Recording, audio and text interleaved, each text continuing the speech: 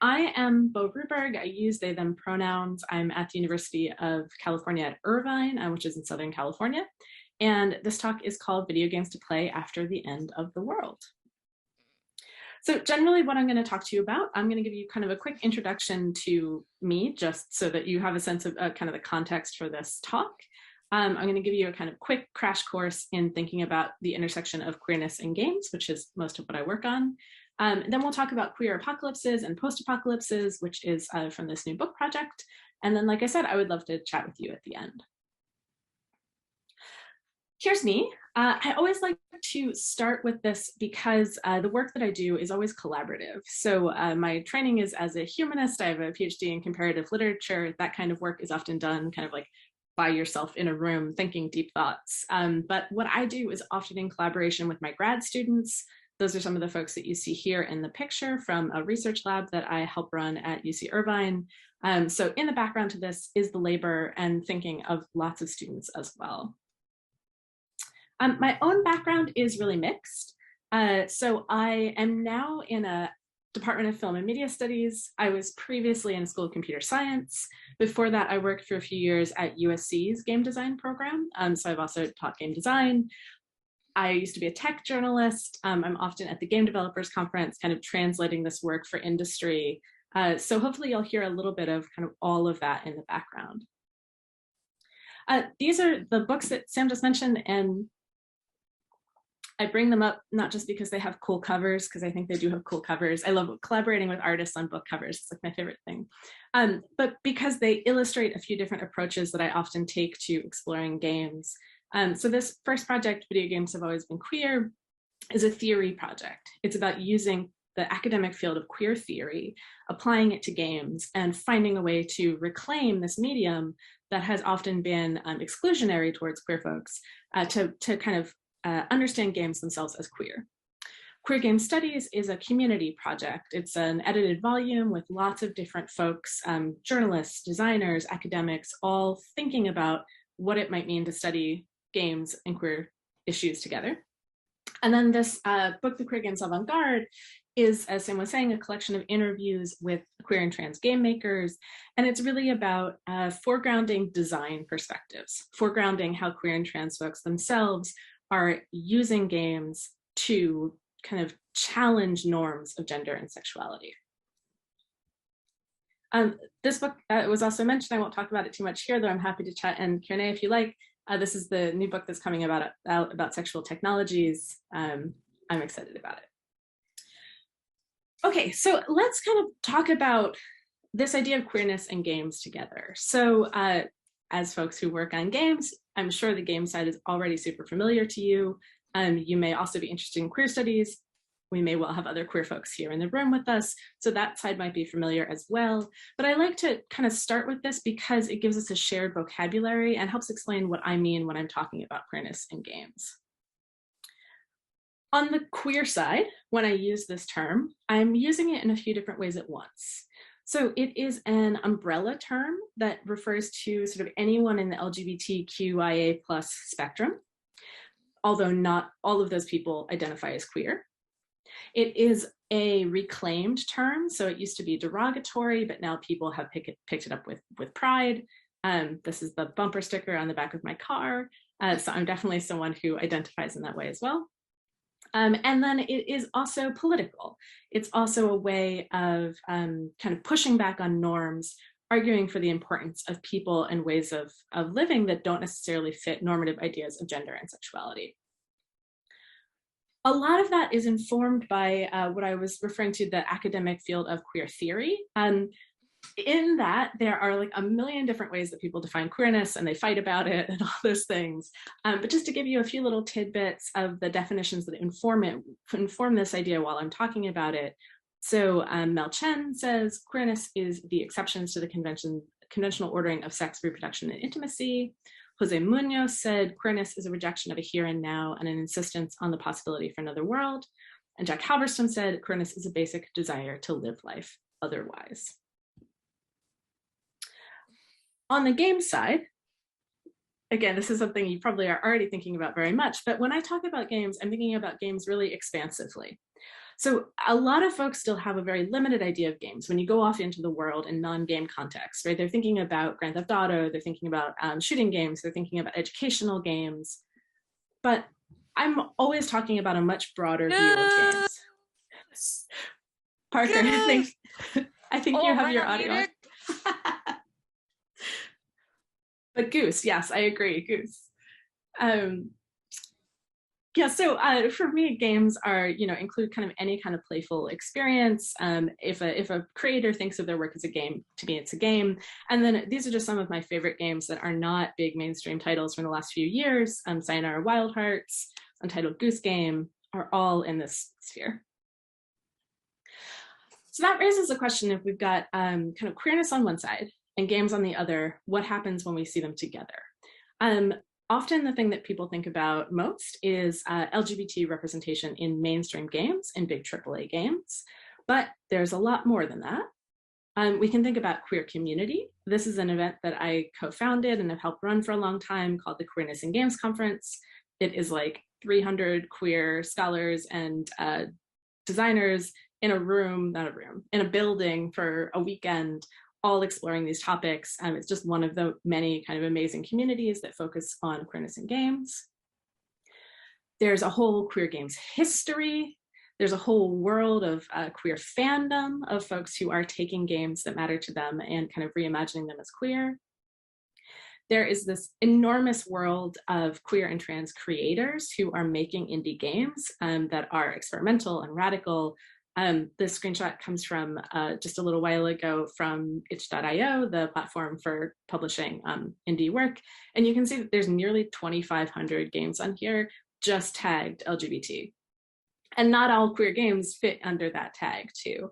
So it's just to give you a sense that this is not like a little niche area of a few folks making games. This is like thousands of people doing this. There's also this way that I was mentioning before of taking games that don't seem to be about queer things and reading them queerly. One of my favorite examples of this is this game Octodad, which is in theory a kind of physics and stealth game about pretending to be an octopus. But once you look at it from a queer lens, it kind of becomes about passing, like passing is straight, passing is cis, passing is white. I've been writing a fun little piece about Nintendogs and gay cruising, which I'm also happy to talk about if you like. So I always find this really, really enjoyable to take games that don't seem to be about queer things and to read them queerly. But the thing that I want to dig into here is this question that came up for me when I was working on the Queer Games Avant-Garde project. So that's the project that is interviews with game makers. I did most of those interviews all the way back in 2017 because the way that academic publishing works, it takes a long time. So they were done a few years before the book came out. And what I was seeing was this trend in the way that queer indie games were going. So some artists were really insistent that they wanted to make kind of like cozy work, like happy, warm, pastel, because they were using games to envision worlds that weren't about discrimination, that weren't about queer suffering. They were about queer community and queer happiness. But at the same time, there was this whole strand of work that was about the end of the world and about not trying to create a like sweet, cozy queer space, but instead trying to burn it down. And I wanted to try and figure out what was going on there. Like, why were we seeing those two things that seem so opposite? It's also something I started noticing when I looked out at the world more broadly, this interest in the end of the world in queer spaces. This is a set of ads for a bar that is near where I live. It's a gay bar in LA, and they have a regular event, or at least it did before COVID, called Planet Queer. And this was a night that was Apocalypse Wow instead of Apocalypse Now. And you can see the ads for it say things like, the apocalypse is nigh, create a new queer world. So I was starting to realize that there was some resonance going on for queer folks, some draw to this vision of the end of the world. And that's just kind of like percolated in my mind for a little while. And then the pandemic hit. And all of a sudden, we found ourselves not just thinking about the apocalypse generally, but kind of living inside apocalyptic times. I think for all of us, there were moments, I mean, the pandemic is ongoing. There have been moments that feel like, wow, this is not life as it was before. This is something totally new, very upsetting, very painful. And a lot of the cultural rhetoric around the pandemic, the way that people talk about it, is as an apocalypse, right? We have things like the memes about, this is what I thought I'd look like in the apocalypse. This is what I actually look like.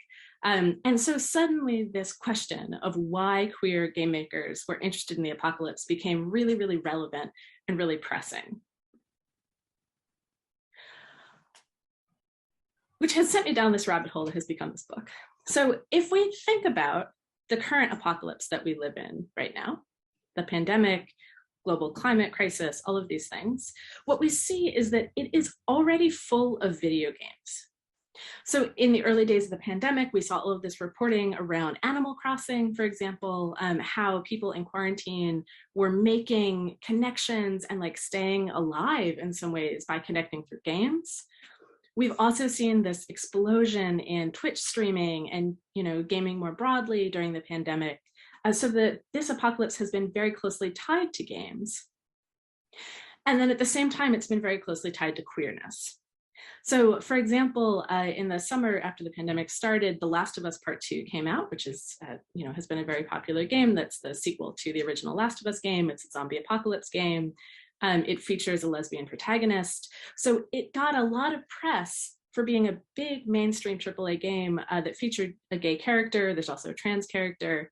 And it was kind of held up as the game that epitomized the apocalypse, or the epitomized the pandemic. This is a New York Times piece that says The Last of Us Part 2 is a dark game for a dark time. So we see a game that is about a queer person or centers on a queer person representing our current apocalypse. We see it also in things like the LGBT islands on Animal Crossing, and this real intertwining of the end of the world, video games, and queer folks. So from that, this has kind of built the overall question behind this project, which is, okay, if we're seeing all these things already mixed up together, let's try and pull it apart. Let's try and figure out what's happening here. And the question there is, what is the relationship between video games, the apocalypse, and queerness? And ultimately, what I'm hoping to uncover with this is kind of something that reveals things about games, but also that goes beyond games. So hoping to think about what are some existing video game norms in the ways that the end of the world is represented, thinking about new design possibilities. So what are folks already creating? What are new ways we can use games to think about this? But then how can we reflect on these kind of bigger cultural visions of the end of the world? So like, what do games show us about culture more broadly? And then how can we use games as a tool or as a playground for thinking about real futures that may be very different? It's also particularly fitting to think about video games and the apocalypse together because they are in some ways this kind of medium of the apocalypse. So what I mean by that is that games are kind of apocalyptic by design and also in their content. So if we think about kind of design norms of games, right, we are often dying, we are often restarting, but we see lots of kind of games where the world ends over and over in terms of our gameplay. So think about something like FTL, Faster Than Light, or any number of permadeath games, games where you play, when you lose, kind of everything is destroyed and you start again. But it's not just in design, right? It's in content too. So apocalypses and post-apocalypses are in games across tons and tons of genres. We see them in zombie horror games and like action adventure games and so many places. Such that we can start to see video games are like really, really deeply tied to the apocalypse. And what we find when we start looking at closer at that is that across almost all of those examples, the apocalypse is really closely tied to gender and sexuality. So I'm going to show you an example of what I mean. The kind of classic game series about the apocalypse is the Fallout series. So I'm going to show you a trailer for one of the earlier Fallout games. And what I would ask you to look for while you're watching is just how gender and sexuality is present here in this game. I'm going to just pull out my headphones so you can listen to some audio. And oh, just a quick warning that there is some violence in this trailer of the kind that you would expect from a game that is about shooting and things like that. So there is some violence.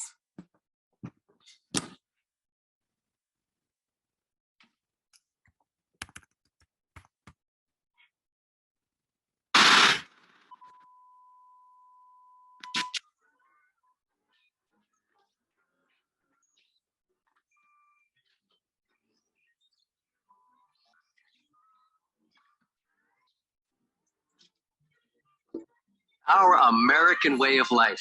Isn't it grand? Peace, freedom, and bacon and eggs. Seems perfect. But what if it's not? Friends, your future may not be as secure as you think. Where will you be when the atomic bombs fall? You can secure your family's future by reserving a spot in a state-of-the-art underground vault from Vault-Tec. That's right, Bob. Act now, and your family can wait out the horrors of nuclear devastation. And Doris, the vault will have all the amenities of your modern-day home, and it's attractive. And Sally, in the vault, you might meet that special someone, just as you would on the surface. And in a few short years, you and your fellow vault dwellers will repopulate our great country. And Billy, you'll have lots of swell kids to play with. Reserve your family spot in a state-of-the-art underground vault today. Sign up now and prepare for the future. I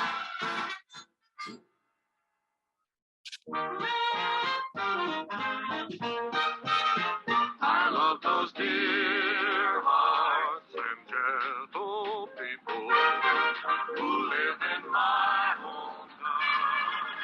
Because those dear hearts and gentle people will never ever let me down.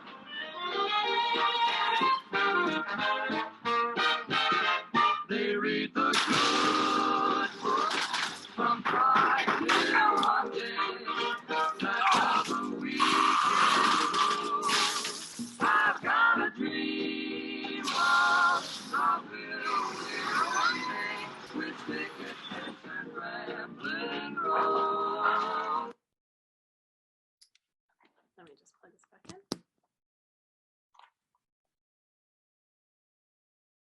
Great, so you can see here in this series that really is the kind of classic example of apocalypses and post-apocalypses in games, that the way that the apocalypse is represented, if you think about that opening sequence, the kind of like faux 50s parody sequence, is being about sex and reproduction and gender, right? Traditional gender roles being challenged, repopulating the world, all of those things are tied together right up front with the idea of the apocalypse.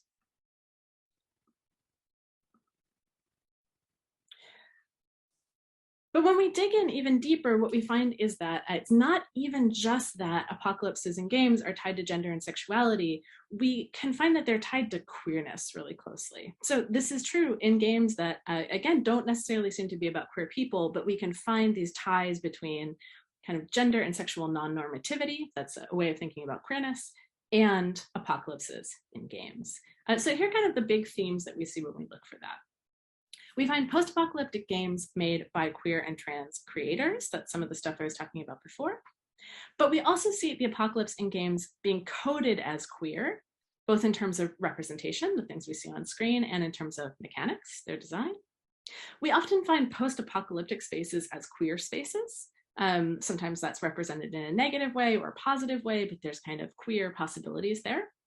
And in the overall, what we see is this kind of set of contradictions between like anti-queer and pro-queer implications.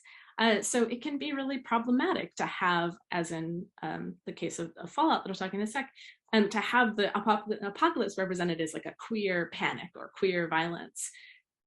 But then it can also be really like productive to think about how queerness might destroy the world as we know it and create something new. So it's that tension between like the good and the bad that I'm really drawn to here.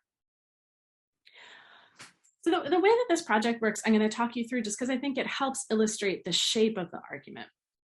So the first half of this book is about apocalypses. not post-apocalypses, but apocalypses themselves. It starts with the Fallout series and looks specifically at Fallout 76, which is a more recent Fallout game, often not a very popular Fallout game, but that's okay. And it's the one that makes super explicit this idea that the apocalypse is threatening like straight people reproducing. So the most like fit and kind of attractive straight people have to be put in a vault so that they can come out the other side and reproduce and repopulate the world. So we see really clearly this idea that the queerness, the kind of destruction of straight reproduction is tied up with the apocalypse. Then I look at the Outer Wilds and also a little bit of Majora's Mask to think about how the structures of time in apocalyptic games are queer. So in queer theory, there is this idea of queer temporality, which is the idea that time can go in like strange directions or not necessarily in a straight line. It might loop around, and that we can think about that as queer as well. And what we find often in games that are about the apocalypse is that there's looping that happens. So I'm only spoiling the first like 23 minutes of the Outer Wilds for you if I tell you that it's a game about the end of the world. And it's a game where the end of the world happens again and again and again. So you're looping through this time loop to try and figure out how to stop it. And then the kind of final part of this first section is Natalie Lawhead's game, Everything is Going to Be Okay, which is an example of the kind of smaller scale queer trans games being made by indie folks. It's called Everything is Going to Be Okay, but the irony there is that like nothing is going to be okay. It is this kind of amazing new media object with lots of little like glitchy art pieces and kind of semi-playable bits, full of these very cute little characters who keep being like destroyed and hurt and talking about how the world is ending. And this to me is a really interesting example of how queer folks themselves might think about queerness as a kind of perpetual apocalypse. That like living inside an identity that other people often discriminate against or challenge, where you have to constantly reinvent yourself and fight against discrimination, that there's something that's like living always in the end of the world there. So I'm going to show you a quick clip of this so you can see what it looks like. A warning that there are some flashing colors and flashing lights in this video.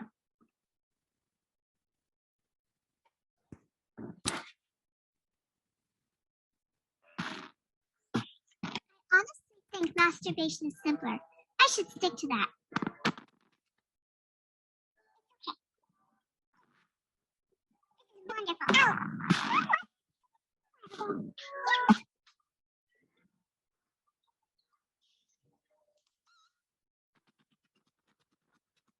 You have to make sure they can't suspect you of being a bot. They hate.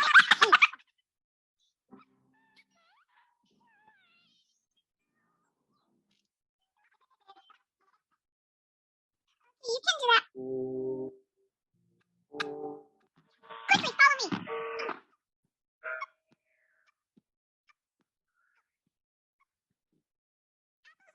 Get out of my nose.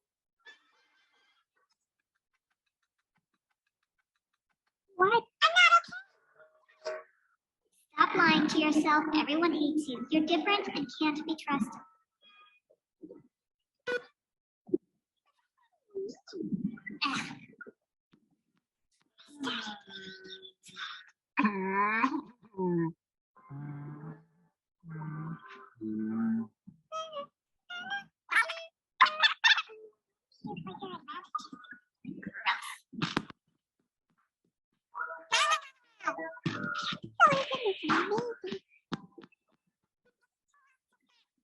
So profound.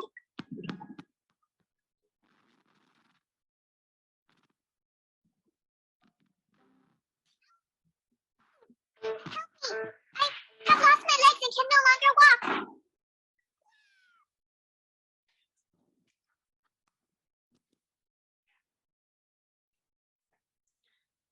Great. So what I really want to highlight there with that video is both all of this kind of apocalyptic imagery you see, all of the moments where they're talking about the end of the world, this kind of a way of living inside of constantly falling apart, and how that can be read as a reflection of queer and trans experience in a game made by a queer and trans creator.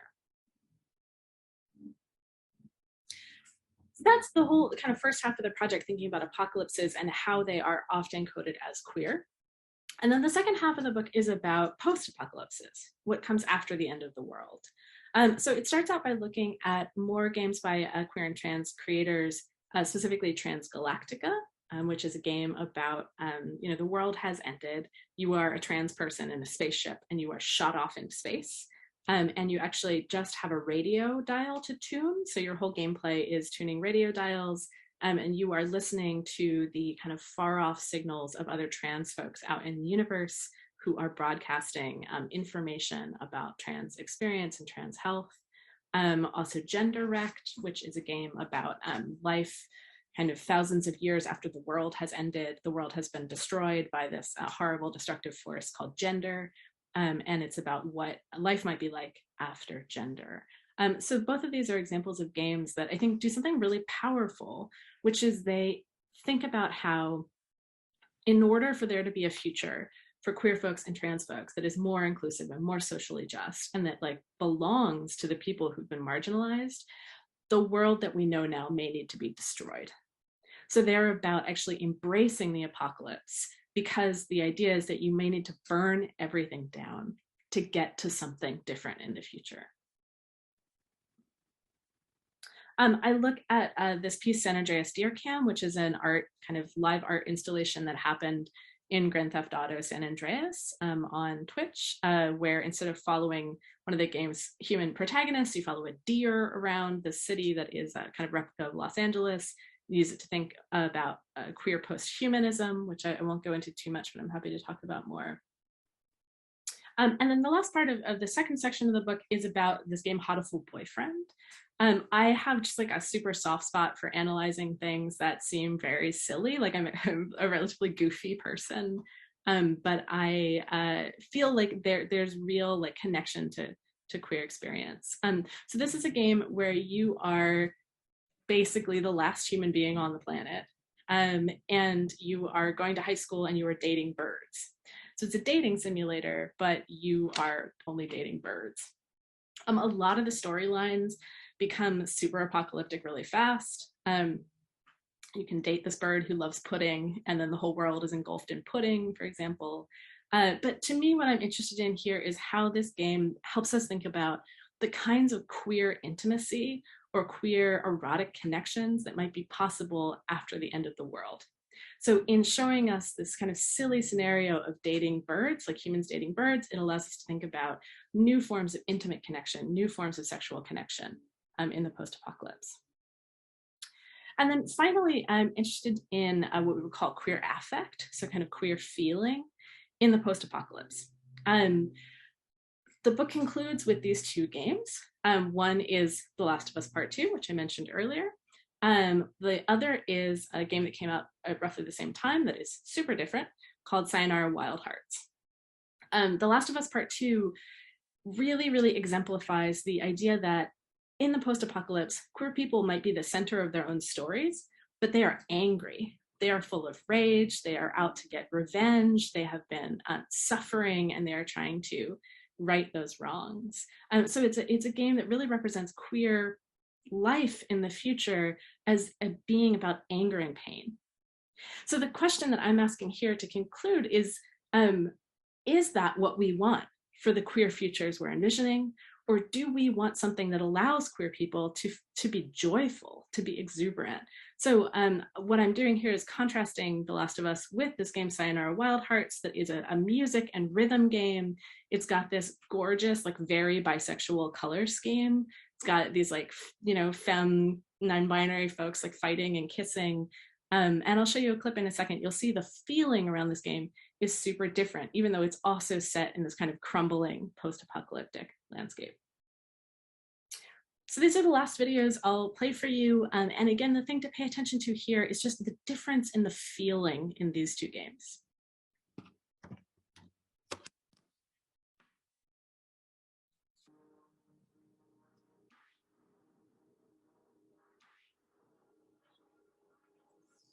We make it.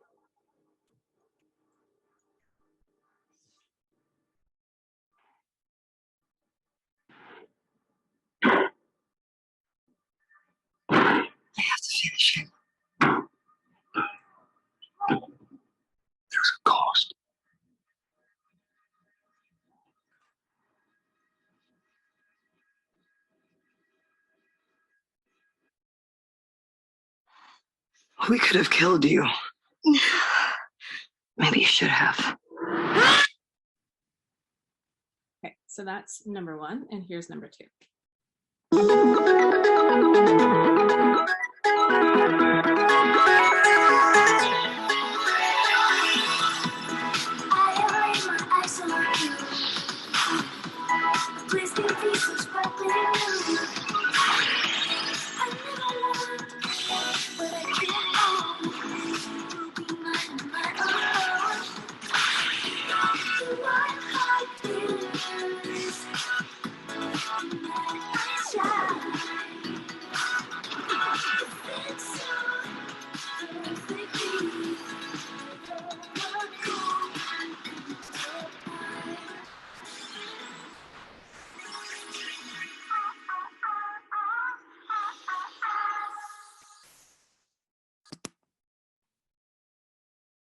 You can see how those are really different representations of what it might mean to be queer after the end of the world.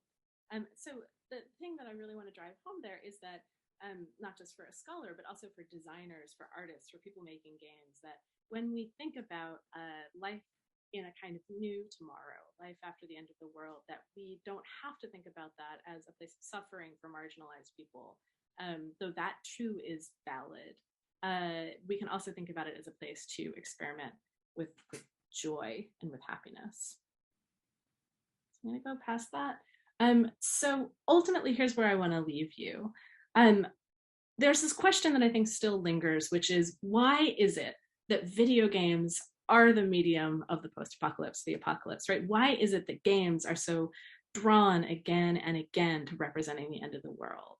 I think there are lots of reasons, but one of the ways we could say it is that games help us make sense of the world's end, right? They take this thing that we fear, even if we're not living in a pandemic, right? There's always a kind of symbolic fear about what will come next, what will happen.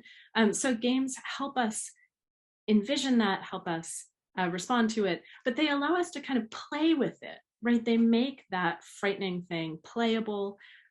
We get to exert more, to a certain extent, control. We get to play through it. We get to play through our feelings with it. But if we go beyond just games as apocalyptic and instead to queer games, we see that they allow us to envision radical queer futures, and in these modes of exuberant queer survival that we need in these apocalyptic times. I think what that really shows us is that the value here of this goes beyond games. It even goes beyond just queer folks, is that we can use this medium as a way to envision the different future that I think we all really need at this challenging time.